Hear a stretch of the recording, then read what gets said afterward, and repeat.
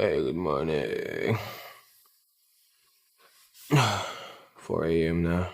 2 AM na kami nakatulog kagabi. But kailangan namin bumangon kasi aakyat na kami ng bundok at gigisingin ko na sila. Open lights.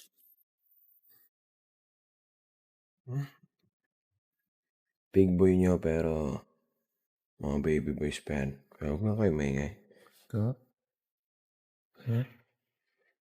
Ka? Kaya? Gising? Ha? Kevin. Gising. Grabe, tigas na abs. Tingnan na abs. Yung amulat. Ha? Silaw. Bakit? Kaya? Foreigner. Ha? Gisingin naman natin yung kabilang panig. Ito yung ramang kabila. Yan na. Sino kaya magbubukas? Si Roman. Walang may edad ang gising. La la la la. La la la la.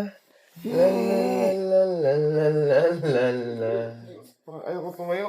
Yun nga din, makiramdam ko kanina eh. Yung pahinga magagawa pa natin, pwede mamaya yan eh, di ba? O bukas eh. Right? Go on go. Di ba? Hello. Yes.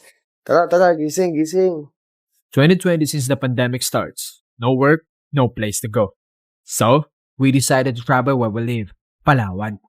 We don't wait for memories to come. We make them. Bought a camper van for my family. They're so happy when it arrives.